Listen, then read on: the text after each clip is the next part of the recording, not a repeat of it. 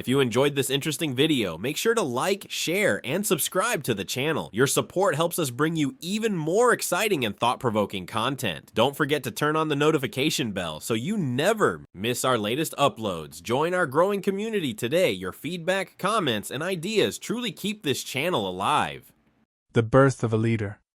In the late 18th century, deep in the rolling hills of what we now call Lesotho, a child was born who would grow into one of Africa's most remarkable leaders. His name was Lepoko, though history would come to know him as Moshoeshoe I. The year was 1786. The world around him was restless. Clans and chiefdoms shifted and collided, fighting for cattle, land, and survival. It was a time when leadership meant more than ruling. It meant keeping your people alive. Lepoko was born into the Bamakatili branch of the Basotho people, a small but proud community. His father, Mokachane, was respected as a wise and fair man, and Lepoko absorbed those lessons early on. Unlike many boys his age, he paid attention to how disputes were settled, how elders spoke, and how cattle, the lifeblood of society, were guarded and traded. His childhood was not an easy one. Life in the mountains was harsh, and raids from rival clans were common. But hardship carved out resilience. By the time Lepoko reached his teenage years, he had already begun to show signs of the leader he would become. He was quick with words, persuasive, and able to settle quarrels among boys with fairness. His peers trusted him, and the elders noticed. Yet what made him stand out most was not his physical strength, though he was strong and skilled in stick fighting, but his ability to think several steps ahead. There is a story told about Lepoko in his youth. One day, after a successful cattle raid with other young men, he was advised by his grandfather to take on a new name to mark his courage. He chose Moshoeshoe, which referred to the sound of a razor shaving. The name carried a deeper meaning. It suggested not just sharpness, but precision, the ability to cut cleanly and decisively. From then on, Lepoko the boy began his transformation into Moshoeshoe, the leader. The world he inherited was changing rapidly. The Mfikane, or Daifikane as the Basotho called it, was beginning to shake southern Africa. Powerful leaders like Shaka of the Zulu were rising, driving waves of displacement and violence across the land. Smaller clans were being swept away, forced to scatter or be absorbed into stronger polities. This was the storm that Moshoeshoe would grow into, and it was this storm that would shape his destiny. By his 20s, Moshoeshoe had gathered a following of young men loyal to him. He was not the son of a great chief, but he carried himself with a vision that others wanted to follow. He knew that survival in those years meant unity. A scattered people would be crushed, but a united one could endure.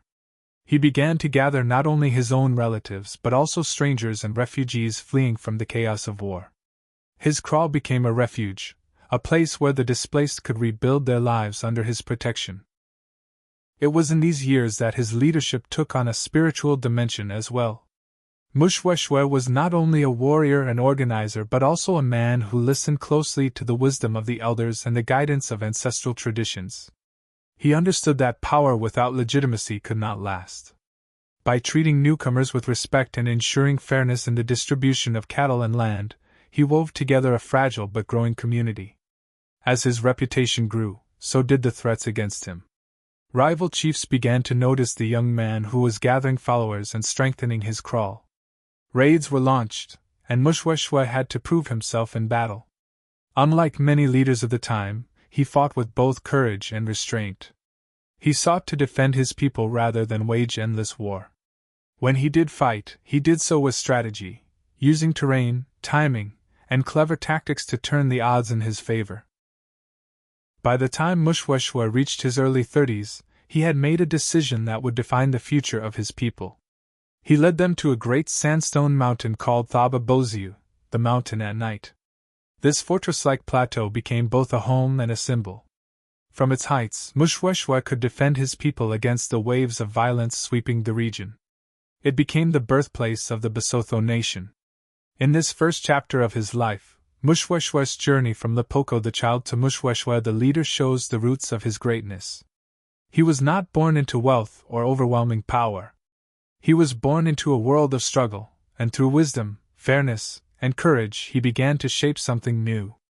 At Thaba Basotho, the seeds of a kingdom were planted, and the story of one of Africa's most remarkable commanders had only just begun. The Gathering Storm. The years that followed Moshoeshoe's settlement at Thaba Basotho were some of the most violent in southern Africa's history. Across the plains and valleys, the Bifurcane raged. Entire communities were uprooted as waves of displacement and conquest spread outward from the rising Zulu kingdom under Shaka. For weaker clans, survival meant finding a stronger leader to follow or being destroyed. For ambitious leaders, it was a chance to grow powerful. In this storm, Moshoeshoe stood at a crossroads. At first, his settlement at Thaba Basotho was small. A few hundred followers made their homes at the foot of the plateau, grazing their cattle in the valleys below. Life was harsh. Raiders prowled the land, and starvation was never far away. Yet Thaba Basotho itself was a natural fortress. The plateau rose sharply from the plain, its cliffs almost vertical in places. At night, the mountain seemed even taller, earning its name, Mountain at Night. From its summit, Moshoeshoe could look out across the countryside and see approaching enemies long before they reached his people. Moshoeshoe knew that strength was not measured by numbers alone. He had seen clans destroyed despite having many warriors, because they lacked unity. His gift was bringing people together. He welcomed refugees who had lost everything, no matter their origin. Men and women from different clans arrived at Thaba Basotho, sometimes half-starved, carrying only their children or a single cow. Moshoeshoe received them, not as strangers, but as brothers and sisters who would share in the future of the Basotho. In return, they gave him loyalty. But unity alone could not keep danger at bay. Raiding parties, some desperate, others ambitious, tested Moshoeshoe's defenses. One of the most dangerous rivals was a man named Basotho, a chief from the Hlubi people, who had been displaced by the wars to the south. His warriors were fierce and battle-hardened, and for a time he threatened to sweep through Moshoeshoe's lands. Where many would have rushed into battle, Moshoeshoe relied on strategy. He used diplomacy to stall, allowing his people time to build stronger defenses at Thaba Basotho. He knew that a careless fight could cost him everything. It was not only chiefs like Basotho who challenged Moshoeshoe. To the west were the Korana raiders, mounted and armed with firearms. They struck quickly, stealing cattle and disappearing into the plains. Against them, Moshoeshoe had to learn new tactics. He organized scouts, developed warning systems, and taught his people to use the mountain itself as a weapon. When attackers approached, families retreated up the plateau with their herds. The raiders might burn huts or trample fields, but they could not touch the heart of Moshoeshoe's people. Slowly, through patience and determination, Moshoeshoe's reputation grew. He became known not only as a defender but as a leader of justice. When disputes arose among his people, he settled them with fairness. If cattle were stolen, he ordered restitution. If blood was spilled, he sought reconciliation rather than endless revenge. This approach was unusual in a time when vengeance often consumed entire clans. But Moshoeshoe believed that if his people destroyed one another, they would only weaken themselves before greater threats. One of the most defining moments of his leadership came during a famine. Crops had failed, and hunger was spreading. Some urged Moshoeshoe to raid neighboring communities for food and cattle. Instead, he sent gifts of cattle to neighboring chiefs, asking for peace and trade rather than war. At first, his followers were shocked. Giving away cattle, the very symbol of wealth and survival, seemed foolish. But Moshoeshoe explained his reasoning. A gift opened the door to friendship. A raid closed it forever. His gesture worked. Chiefs who might have become enemies instead sent grain and support. In this way, Moshoeshoe expanded his influence without bloodshed. Still, he was no stranger to the battlefield. When attacks came, he fought with skill. His warriors were organized, disciplined, and loyal. He often took the field himself, spear and shield in hand, to inspire courage. Yet even in victory, he practiced restraint. Defeated enemies were not always destroyed. Sometimes he offered them a place within his growing community. Each time he did, the Basotho nation grew stronger. By the 1820s, Thaba Bozia had become more than a stronghold. It was a beacon of stability in a chaotic land. Families from across the region, weary of violence, made the dangerous journey to its slopes. They found not only protection but also a sense of belonging. Moshoeshoe was no longer just a chief. He was becoming the father of a people. The storm of the Bafokeng had not yet passed. Greater threats were still to come: powerful chiefs, European settlers pushing inland, and endless hunger for land and cattle. But in those early years, Moshoeshoe laid the foundation of a kingdom. His mountain fortress stood tall against the chaos, and his vision of unity set him apart from other leaders. In the gathering storm, he was the calm center, shaping the scattered into a nation. The time of fire. By the mid-1820s, the land around Thaba Bozia was a cauldron. The Bafokeng reached its height, and war swept across southern Africa like a fire that could not be put out. Whole communities vanished overnight, destroyed by stronger forces or scattered by hunger. The Basotho people, under Moshoeshoe, were still fragile, still finding their identity. Yet they were also becoming a force that no one could ignore. Moshoeshoe watched the chaos carefully. He understood that the greatest danger was not only the sword of his enemies, but also the despair of his own people. If fear overtook them, unity would shatter. His strength as a leader was not just in leading battles but in giving his followers hope that they had a future worth defending. One of the first major threats to his rising nation came from the north. The Maitbeel, under the fearsome chief Mzilikazi, began to sweep through the Highveld. They were well-trained warriors, hardened by Shaka's Zulu system, and they struck with terrifying speed. Villages collapsed before them. Smoke filled the horizon. Refugees once again poured toward Thaba Bozia, seeking the safety of Moshoeshoe's mountain. When word came that Mzilikazi's warriors were approaching, panic spread. Many urged Moshoeshoe to abandon the lowlands and retreat completely into the fortress of Thaba Bozia. But he refused to allow fear to dictate their survival. Instead, he organized his men to use the terrain to their advantage. He knew they could not outnumber the Maitbeel, but they could outthink them. In the first clash, Moshoeshoe's scouts lured the Maitbeel into narrow passes where their numbers counted for less. Basotho warriors, hidden among rocks and shrubs, sprang forward with spears and stones, striking hard and vanishing. Again. The battle dragged on for days, and though losses were heavy, Moshoeshoe's people held their ground. The Maitbeel withdrew, but the message was clear: the Basotho were not a people to be erased. This victory, though fragile, gave his followers confidence. It showed them that Thaba Bozia was more than a mountain. It was a shield. Songs were sung about Moshoeshoe's wisdom, and the name Basotho began to carry weight across the region. But Moshoeshoe did not let pride cloud his vision. He knew the storm had not passed. Another danger came from closer to home. Rival chiefs who had once been allies began to see Moshoeshoe's rising power as a threat. Among them was a chief named Sekanyela of the Batlokoa. He was proud, ambitious, and determined not to let Moshoeshoe dominate the region. Sekanyela's warriors raided Basotho lands, stealing cattle and attacking homesteads. Moshoeshoe faced a choice: strike back in fury or find another way. He chose both caution and cunning. Instead of rushing into battle, he sent envoys with gifts, asking for peace.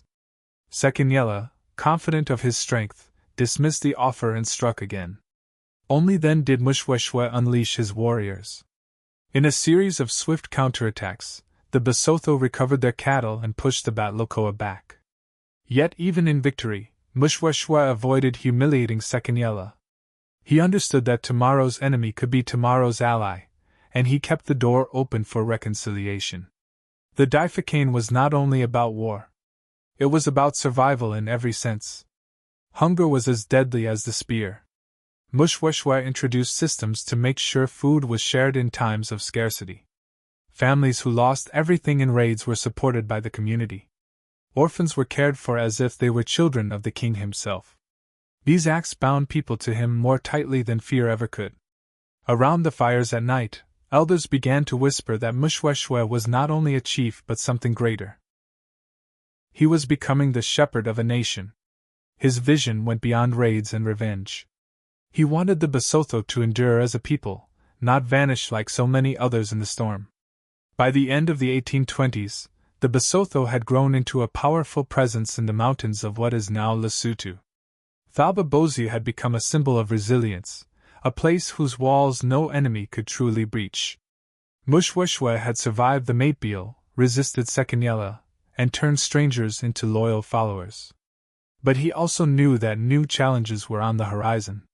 The storm of the Bafokeng was beginning to settle, but another storm was rising, European settlers pushing inward from the Cape Colony, bringing guns, horses, and a hunger for land. These new enemies would not come with spears alone. They would come with treaties, rifles, and a determination to take the fertile valleys for themselves. Moshoeshoe had proven himself as a commander in the time of fire. Now, he would need to prove himself as a statesman in a new and even more dangerous world. The White Strangers. By the early 1830s, the fires of the Bafokeng were cooling. The Matebiel under Mzilikazi had moved further north, and rival chiefs closer to Thaba Bozia were weary after years of battle. For a brief moment, there was space to breathe. But just as one storm faded, another gathered. It came not from the north or east, but from the south and west, European settlers expanding out of the Cape Colony. The Trekboers, later known as Boers, were pushing into the interior, searching for pasture and freedom from British rule. They were armed with rifles, mounted on horses, and determined to claim land wherever they settled. To Moshoeshoe, they were unlike any enemy he had faced. Their weapons reached farther than a spear could fly, and their hunger for land seemed endless. At first, contact was cautious. Small groups of white settlers skirted Basotho territory, trading here and there. They wanted cattle, skins, and labor. In return, they offered guns, horses, and beads. Moshoeshoe recognized both the danger and the opportunity. He saw that rifles could tip the balance of power, but he also understood that trading too freely might open the door to dependence and loss of sovereignty. It was during this time that Moshoeshoe encountered another group of Europeans, missionaries. Unlike the Boers, they did not come seeking land but souls. In 1833, 3 men from the Paris Evangelical Missionary Society, Thomas Arbusset, Eugene Casales, and Constant Gosselin, arrived at Thaba Bozia. They hoped to bring Christianity to the Basotho. Moshoeshoe welcomed them with the same wisdom he showed to refugees years before. He saw the missionaries not only as men of God but also as potential allies. They carried knowledge of the wider world, knew how to read and write, and could act as intermediaries in dealing with the Europeans who were steadily pushing inland. "Teach us the ways of your book," he is said to have told them, "and write what we say, so that when we are gone, our words will not vanish like smoke." Casales, in particular, became close to Moshoeshoe. He served as his advisor and interpreter in dealings with the colonial authorities. Moshoeshoe understood that in the new world taking shape, diplomacy was as powerful as the spear. He used the missionaries to build bridges, even as he carefully balanced their influence against his own traditions. He never abandoned the customs of his ancestors. Instead, he combined old and new, ensuring that the Basotho identity remained rooted even as it adapted. But if the missionaries offered friendship, the Boers offered confrontation. By the mid-1830s, more and more settlers were moving into the fertile lands of the Caledon Valley, land the Basotho depended on for grazing and farming. Tensions grew. At first, Moshoeshoe tried diplomacy. He sent messages, made agreements, and even allowed some settlement, hoping to avoid open war. Yet he also prepared his people. He encouraged the building of strongholds, the storing of grain, and the training of warriors in new tactics. The first clashes with the Boers were small but telling. Rifles gave the settlers an advantage in open battle, but Moshoeshoe's warriors knew the mountains. They struck quickly, then disappeared into the hills. Still, the pressure mounted. Moshoeshoe realized that these were not raiders who would come and go. These were settlers, people who would stay, plow the land, and claim it as their own. The missionaries tried to mediate, warning both sides of the cost of war. Moshoeshoe listened, but he also knew that words alone could not stop rifles. He began acquiring firearms of his own through trade, slowly equipping his warriors with the tools to face the new age. Yet even as he armed himself, he refused to let violence consume him. He kept lines of negotiation open, even with those who stole his cattle and land. What set Moshoeshoe apart was his vision. Many chiefs saw Europeans only as enemies to be fought or as sources of weapons to be exploited. Moshoeshoe saw something deeper. He understood that the Basotho could not simply resist with spears and hope to survive. They had to learn, adapt, and outthink this new force. His mountain had protected his people from the storm of the Bafokeng. Now he would need wisdom and diplomacy to shield them from the storm of colonization. By the end of the 1830s, the Basotho nation had grown stronger and more united. Thaba Boziu was still secure, and Moshoeshoe's reputation as both warrior and statesman was spreading. But the Boers were not going away. Their numbers were increasing, and their demands for land were growing louder. Moshoeshoe had kept his people safe through fire and famine. Now, he faced a new kind of war, a war of treaties, borders, and rifles. The white strangers had come to stay, and the struggle for the soul of the land was only beginning. The mountain holds. The 1840s brought a new intensity to the struggle between the Basotho and the Boers. For years, tensions had simmered, but now they erupted into open conflict. The fertile valleys around the Caledon River, long used by the Basotho for grazing cattle and growing crops, became the prize that both sides claimed. For the Boers, it was land to farm.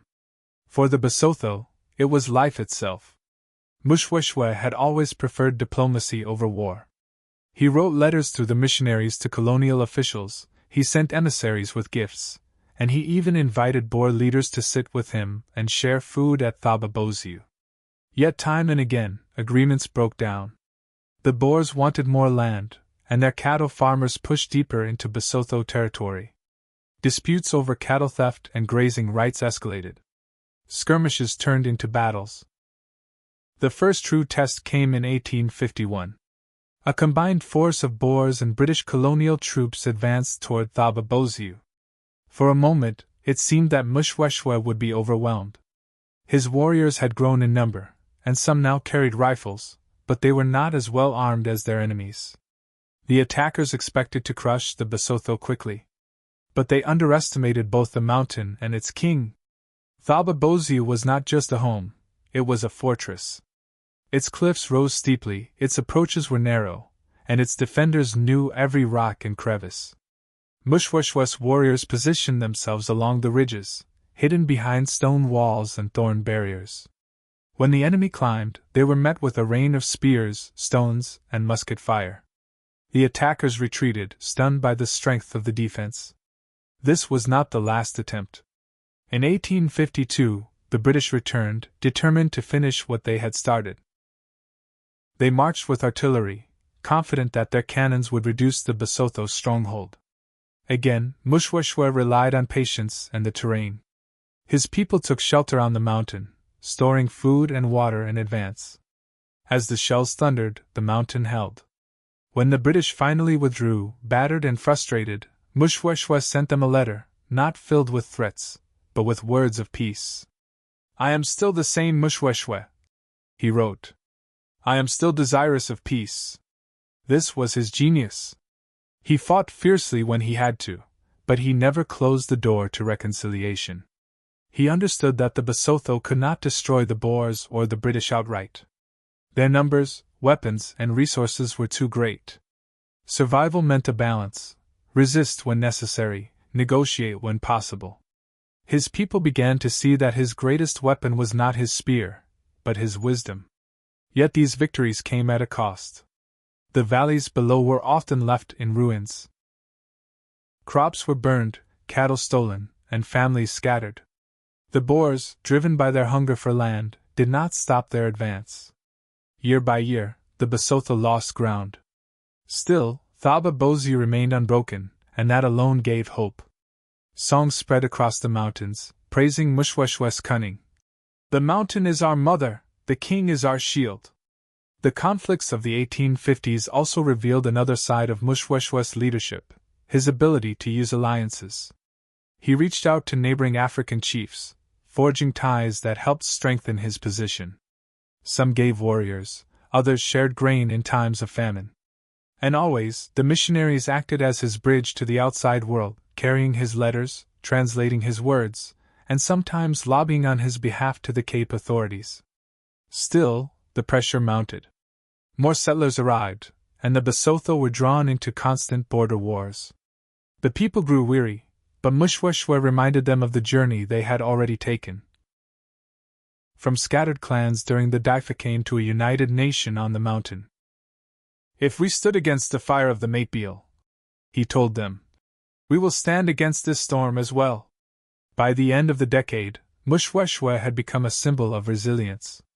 To his people, he was not just a chief but the father of the nation. To his enemies, he was a formidable obstacle, too strong to conquer, too wise to be deceived. Thaba Bozi remained unconquered, its silhouette standing tall against the horizon like a silent warning. But even as the mountain held, Moshoeshoe saw the future clearly. The Boers would not give up. Their determination for land was unshakable, and their rifles were becoming more powerful. The British, too, had their eyes on the interior. Moshoeshoe knew that the Basotho could not fight forever. At some point, survival would depend not on battle, but on diplomacy of the highest order. The wars of the 1850s were only the beginning. The hardest choices of Moshoeshoe's life still lay ahead. Choices that would determine whether the Basotho remained free or were swallowed by empires greater than themselves. A nation under siege. The 1860s were some of the darkest years for the Basotho people. What had begun as border skirmishes with the Boers escalated into a full-scale struggle for survival. The fertile lowlands of the Caledon Valley, long the breadbasket of Moshoeshoe's people, were now contested ground. The settlers plowed fields where Basotho cattle once grazed. Each year, more land was swallowed, and each year, the pressure on Thaba Bozi grew heavier. Moshoeshoe, now in his 70s, was no longer the young warrior who had first gathered his people during the chaos of the Bifurcation. His beard was white, his body slower, but his mind remained sharp. He understood better than anyone that this was a new kind of war. No longer was it about sudden raids or defending cattle. It was about the very existence of his nation. The first major crisis came in 1865, when Boer commandos launched a massive offensive against the Basotho. Armed with superior rifles and mounted on fast horses, they swept through the valleys, burning homesteads and capturing cattle. Basotho warriors fought bravely, but they were often outgunned. Families fled once again to Thaba Bozi, crowding the mountain with refugees. The air was thick with smoke, the cries of children, and the determination to endure. The mountain held, as it always had. Time and again, the Boers tried to storm it. They climbed the steep approaches, firing as they advanced, but the defenders poured down stones, spears, and musket fire. The mountain seemed to fight alongside its people. When the attackers retreated, they left behind bodies and broken weapons. Songs of victory rose from the plateau, but they were bittersweet. Each battle won still meant villages lost, fields destroyed, and hunger spreading. By 1867, the situation grew desperate. Another war, known as the Free State, Basotho War, erupted as the Orange Free State, a Boer republic, pressed its claim over Basotho lands. This time, the conflict was devastating. Whole harvests were destroyed. Starvation stalked the valleys. Some Basotho, broken by hunger, surrendered their cattle to the Boers in exchange for scraps of peace. For the first time in decades, the survival of the nation seemed uncertain. Moshoeshoe's leadership was tested as never before. He gathered his chiefs and advisors at Thaba Bozi. Some urged total war, to fight until the last spear was broken. Others begged for surrender, believing resistance was hopeless. Moshoeshoe listened quietly, then spoke with the calm authority that had guided his people for generations. "A people can fight bravely," he said, "but if they fight without wisdom, they fight for their graves. Our goal is not only to die with courage, but to live with dignity. He saw clearly that the Basotho could not match the Boers in endless war. Their rifles, their horses, and their access to outside supplies tilted the balance too far. The only path forward was diplomacy. And so, in a decision that would change the course of history, Moshoeshoe I turned not to the Boers but to the British. He instructed Kasalis and other advisers to draft appeals to the British Crown. He asked for protection, arguing that the Basotho were being unjustly stripped of their lands and that they wished for peace, not conquest. His words, carried across the colonial networks, were powerful. He painted himself not as a rebel chief, but as a responsible ruler seeking justice. At first, the British hesitated. They had little interest in being drawn into a costly conflict in the mountains of southern Africa. But as reports of the bloodshed spread, and as pressure mounted from missionaries and allies sympathetic to the Basotho cause, the British began to reconsider. In 1868, the breakthrough came. Britain declared the Basotho a protectorate under the authority of Queen Victoria. For the Basotho, it was a lifeline. For the Boers, it was a bitter defeat. They had hoped to absorb the Basotho lands completely, but now those lands were shielded by the might of the British Empire. When news reached Basotho, relief swept the mountain. The people sang songs of gratitude, not only to the ancestors but to their old king who had once again steered them through disaster. Moshoeshoe I had not won by the spear alone. He had won through vision, patience, and diplomacy. Still, he knew what the decision meant. Seeking British protection was not without cost. It meant sacrificing a measure of sovereignty. It meant living under the shadow of a foreign power. But Moshoeshoe I understood the deeper truth. Without this choice, the Basotho might not exist at all. With it, they had a future, however uncertain. As the 1860s drew to a close, Moshoeshoe I looked out from the heights of Basotho. Below him stretched the land his people had fought for, scarred by war but still alive. He had guided them through the storms of the Bafokeng, through battles with the Maitbeel, through wars with the Boers. Now, he had bound their future to the British Crown. He knew his own life was nearing its end, but he had secured something greater than himself. He had secured the survival of the Basotho nation. The last shepherd. By the late 1860s, Moshoeshoe I was an old man. His once powerful frame was stooped with age, his steps slower, his beard long and white. Yet when he sat before his people at Basotho, his presence was as commanding as ever. The storms of war had left scars across the land, but the Basotho still stood as a united people.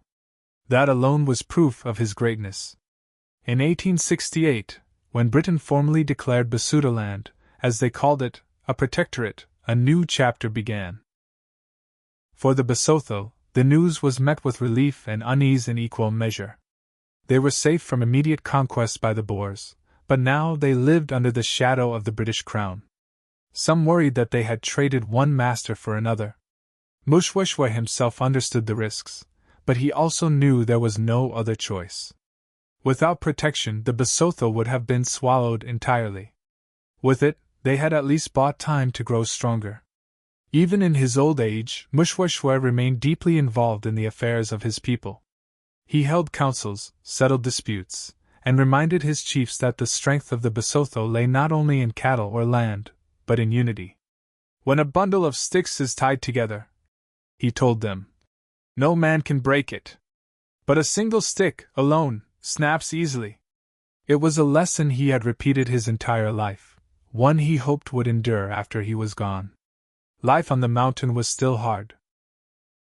The wars had left fields barren, and hunger returned with each poor harvest. Yet Moshoeshoe I never allowed despair to rule. He organized grain storage, encouraged rebuilding, and leaned on his alliances with missionaries who sometimes secured food and supplies from abroad. He saw survival as more than physical, it was also about spirit. He reminded his people that they were not a broken remnant, but a nation chosen to endure. The missionaries, especially Eugene Kasalis, often wrote of Moshoeshoe I's intelligence and diplomacy. They compared him to the wisest rulers of Europe, remarking that he had achieved something remarkable, building a nation from scattered clans in an age of fire and steel. Yet Moshoeshoe himself remained humble. He often said that his power was not his alone, but came from the ancestors, the people, and the mountain that had sheltered them all. In his final years, Moshoeshoe also became reflective. He thought often of the past, of his childhood as Lepoko, of the day he chose the name Moshoeshoe, of the first refugees who gathered around him during the chaos of the Daificane. He remembered his battles against the Maitbil and Sekanyela, his victories against the British cannons, his struggles against the relentless Boers.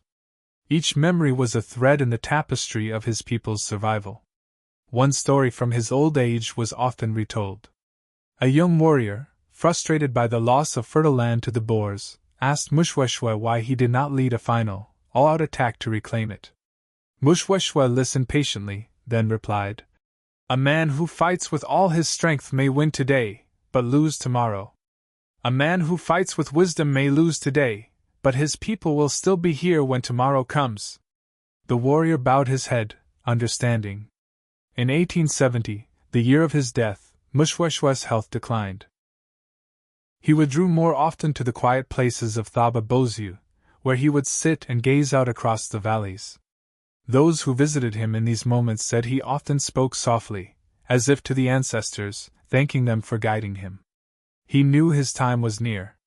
On March 11, 1870, Moshoeshoe I, the father of the Basotho nation, passed away. His death shook his people deeply. Songs of mourning filled the mountain, women wailed, and warriors struck their shields in grief. For decades he had been more than a king. He had been their shepherd, guiding them through famine, war, and fire. The British authorities recognized his passing as the loss of a great statesman. Missionaries wrote tributes, praising his wisdom and generosity. Even some of his former enemies admitted respect for the old king who had defied them from his mountain fortress. But it was his people, the Basotho, who felt the loss most keenly. They buried him at Thaba Basotho, the mountain that had been his refuge, his fortress, and his eternal symbol. As the sun set on the day of his burial, elders told the younger generation, "Do not weep only for the man who has left us. Remember the nation he has given us. Remember that we are Basotho because he lived." Moshoeshoe's final years had been marked not by conquest, but by preservation. He left behind not an empire, but a people, scarred, but unbroken. His legacy was not measured in the land he lost or gained, but in the survival of the Basotho nation. That, above all, was his greatest victory. After the shepherd. The death of Moshoeshoe I in 1870 was more than the passing of a king. It was the closing of an age. For over half a century, he had been the anchor of the Basotho people, the one who balanced peace and war, tradition and diplomacy. Without him, the nation faced a new uncertainty. The question that haunted every homestead on Thaba Basotho was simple. Who could fill his place? His son Letsi I inherited the throne, but the shadow of his father loomed large. Letsi was a man of moderate ability, not lacking in intelligence, but without the towering presence of Moshoeshoe. Where Moshoeshoe had commanded respect naturally, Letsi had to work for it. Chiefs who had once obeyed Moshoeshoe out of loyalty now tested the new king's authority. Some cooperated, but others grew restless, sensing weakness. The British Protectorate, which Moshoeshoe had reluctantly accepted before his death, now expanded its influence. Officials in Cape Town looked upon Basutoland not as a proud ally, but as a territory to be managed. They spoke politely to Letsi, but their orders were firm, and their expectations clear. They wanted the Basotho to stay quiet, pay taxes, and accept colonial rule.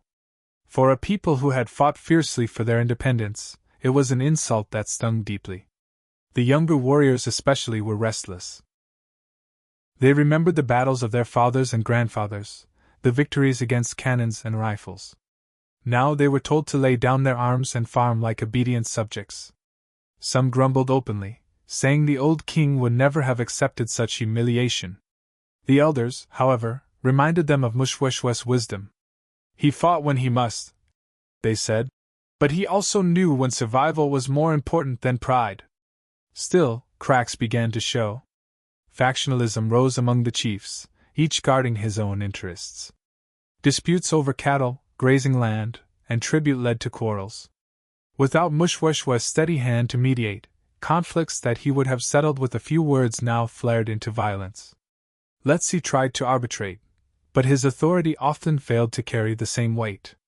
In the years after Moshoeshoe's death, the Basotho also faced the pressures of a changing world. Guns were becoming more common in southern Africa, and neighboring groups acquired them through trade. The Boers, never far from Basotho borders, still eyed their fertile land hungrily. Meanwhile, missionaries brought new teachings, encouraging literacy and Christianity, but also challenging traditional ways.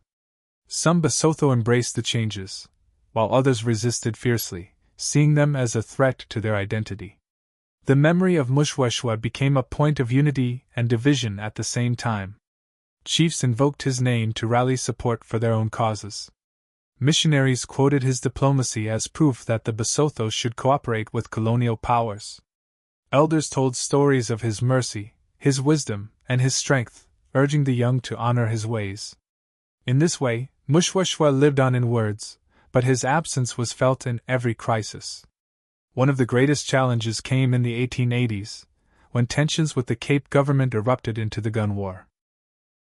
The colonial authorities demanded that the Basotho surrender their firearms, a demand that insulted their pride and threatened their survival. Many chiefs, remembering Moshoeshoe's warnings, resisted fiercely. They declared that no man could call himself free if he could not defend his cattle and his home. The war that followed was brutal but also revealed how deeply Moshoeshoe's lessons had been absorbed.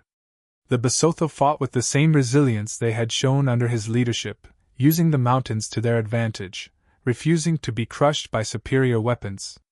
Though the war cost them dearly, it also forced the British to reconsider. In the end, Basotho land was returned to direct rule under the Crown, separate from the Cape Colony, preserving a measure of independence. Through all these struggles, Moshoeshoe's name remained a touchstone. Even when leaders faltered, they measured themselves against his example. The people asked of every king who followed, "Does he lead with Moshoeshoe's wisdom? Does he protect us with his courage? Does he preserve us as a people?" Few could meet the standard, but the standard itself became the compass of the nation. The land had changed, the enemies had changed, even the weapons had changed. But the people remained Basotho. And at the heart of their identity was the memory of the shepherd king who had bound them together when all seemed lost. The decades after Moshoeshoe's death were not easy. There were wars, betrayals, and hard winters. But there was also survival. And in that survival, the Basotho could see his hand still guiding them.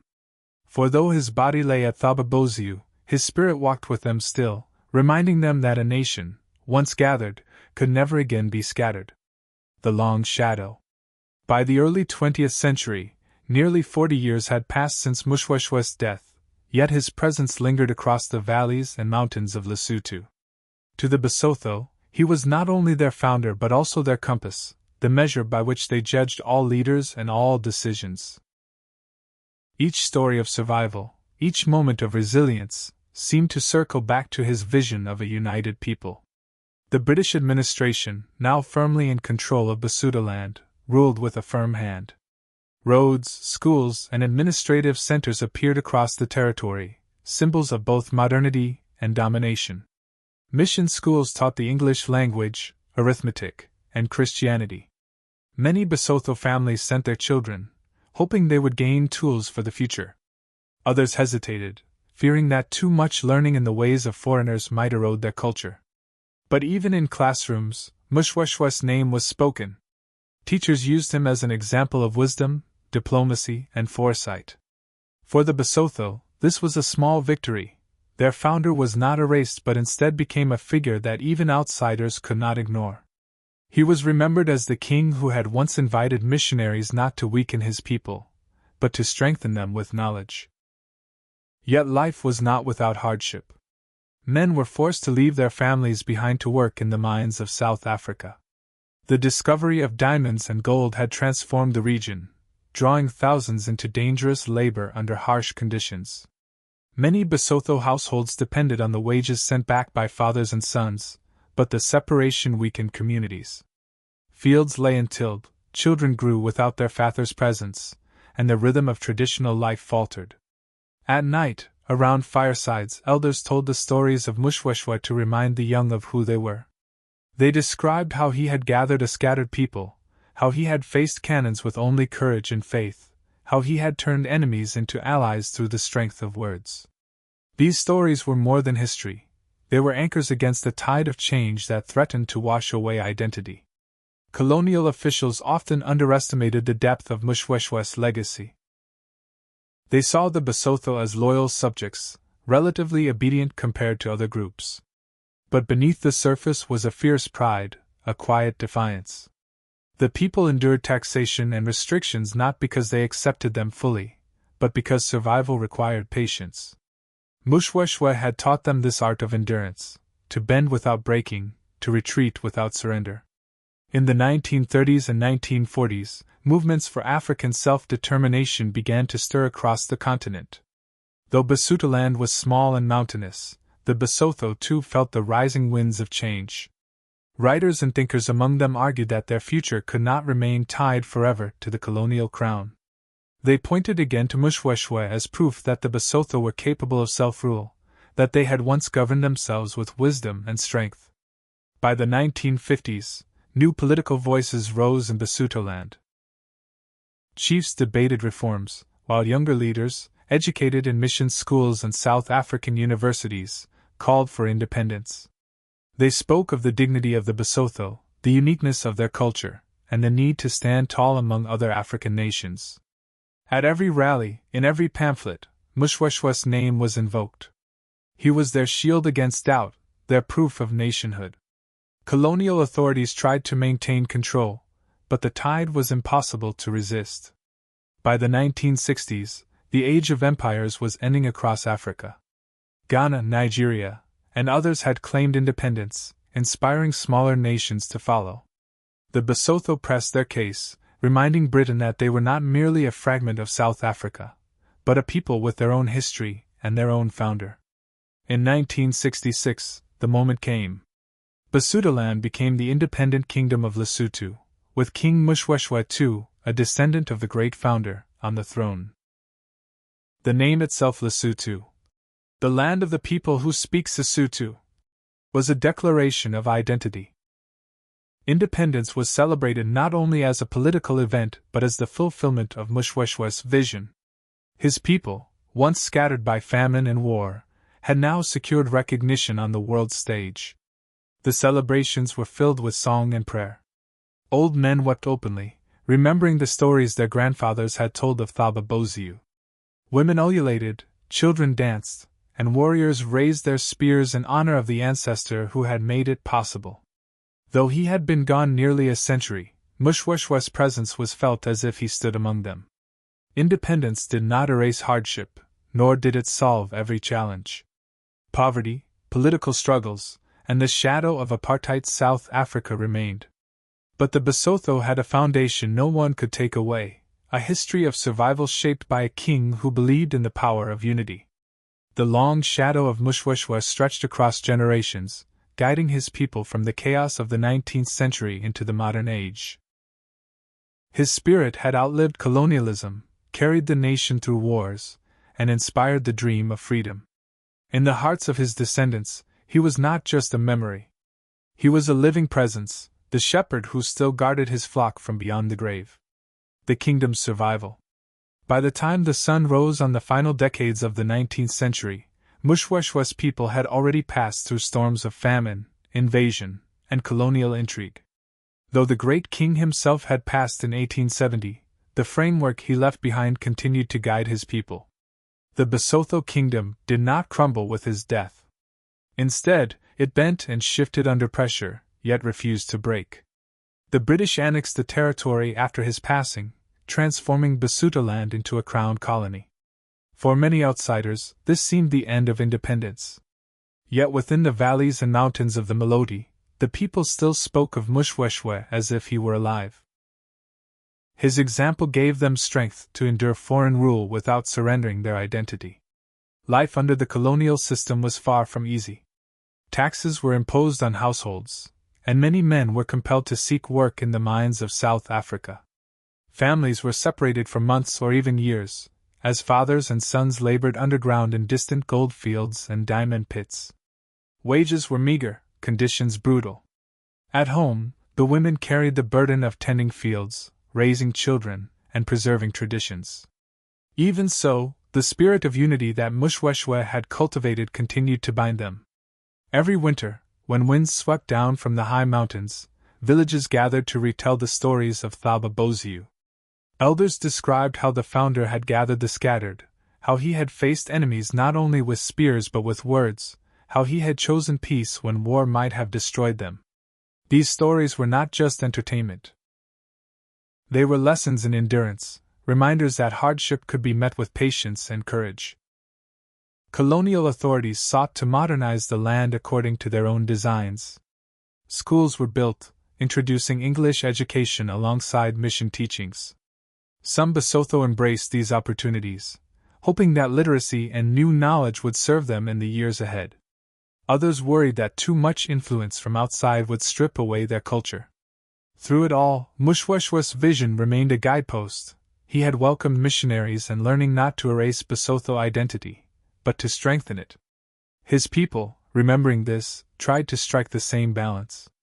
By the early 20th century, the memory of Moshoeshoe had become more than heritage, it was a quiet form of resistance.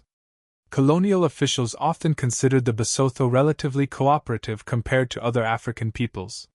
Yet beneath the surface, loyalty to their founder kept alive a stubborn independence of spirit. They might endure British rule outwardly, but inwardly they saw themselves first and foremost as Moshoeshoe's children. The mines of South Africa, harsh as they were, also served an unintended purpose. Basotho men who worked there encountered other African peoples, other languages, and the wider political ideas of resistance and nationalism. They returned home carrying not only wages but also stories of struggle and hopes for freedom. Around hearths and village squares, these conversations grew louder as the 20th century advanced. Still, the Basotho were cautious. They had learned from Moshoeshoe that survival sometimes required patience. Reckless rebellion could destroy a nation, but endurance, coupled with wisdom, could outlast empires. When other African territories erupted in conflict, the Basotho often chose negotiation, keeping their small kingdom intact.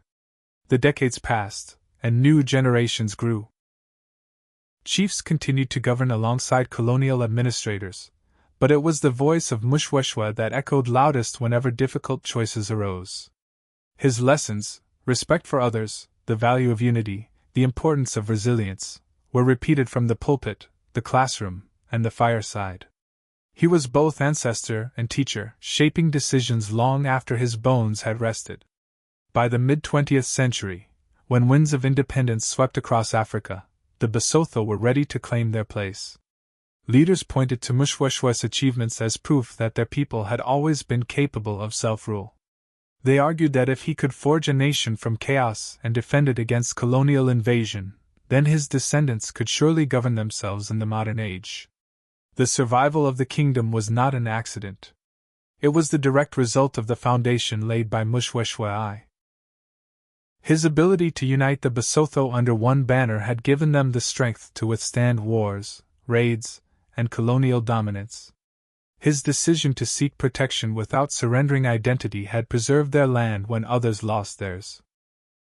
His wisdom lived on in every mountain village, in every child who grew up knowing that they were Basotho. By the time independence was finally declared in 1966, the people celebrated not only a political change, but also a fulfillment of Moshoeshoe's vision. They had survived a century of storms because he had taught them how to endure. And though decades had passed since his death, the story of Moshoeshoe I remained the beating heart of the nation, a reminder that unity and resilience could carry a people through even the darkest of times. The kingdom had survived. His shadow was long, but it was not a burden. It was a shelter, a shield, a light guiding his people into the future. Legacy of the Mountain King. On a quiet morning in 1870, Moshoeshoe I, the great founder of the Basotho nation, breathed his last at Thaba Bosio. He was nearly 84 years old. The mountain fortress that had been his home and stronghold for decades echoed with mourning. For his people, it was more than the passing of a king. It was the closing of an era. Yet Moshoeshoe's death was not the end of his story. As the seasons turned and the world around Lesotho changed, his presence continued to shape the land. He had entered history not only as a warrior and strategist but as a father of a nation. His legacy was carved into the mountains, written into the songs, and carried in the hearts of his descendants. The Basotho remembered him as the king who gathered them during the chaos of the Mfikane. At a time when many groups were scattered, destroyed, or enslaved, he offered protection and belonging. He understood that survival depended not just on strength of arms but on unity. This vision made him different from the warlords of his time. Where others built power through fear, he built loyalty through respect and generosity. They remembered his wisdom in war. He had defended Thaba Bosio against wave after wave of attackers, proving that courage, terrain, and careful planning could outmatch even superior numbers. He was never reckless. He fought when he had to, but he always sought a path that spared his people unnecessary loss. Even his enemies came to respect him, for he showed honor in the treatment of captives and compassion where others expected cruelty. They remembered his skill as a diplomat. Moshoeshoe welcomed missionaries, not only because of their religion but because he saw the value of literacy, medicine, and new knowledge. He sought alliances with the British, not out of weakness but because he understood that survival in a world of empires required careful negotiation. Though these alliances brought compromises, they also ensured that the Basotho would retain their land when so many other African nations lost theirs. Above all, they remembered his humanity. Moshoeshoe was not a distant figure locked in palaces. He walked among his people, listened to their complaints, shared their joys, and mourned their losses. When famine struck, he gave freely from his own herds. When disputes arose, he settled them with fairness. In every act, he embodied the principle that a leader is strong only when his people are strong. After his passing, the challenges did not end. Colonial authorities pressed in, and the people were forced to adapt. Yet Moshoeshoe's teachings gave them resilience. His memory was invoked in moments of crisis, his strategies studied by chiefs and leaders, his wisdom passed down in stories.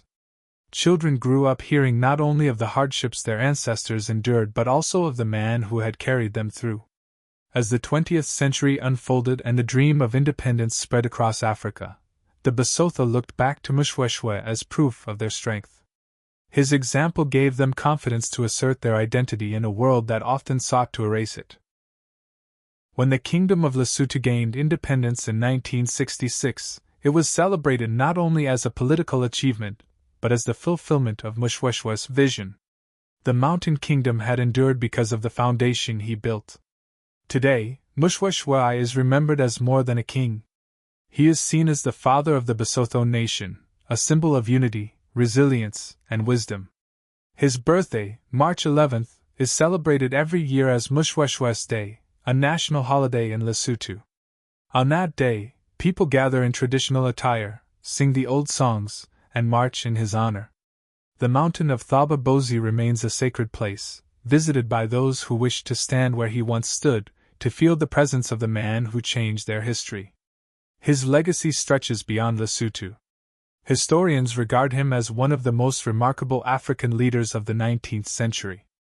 In a time of upheaval, he created a nation that survived not by conquest alone but by diplomacy, compassion, and wisdom.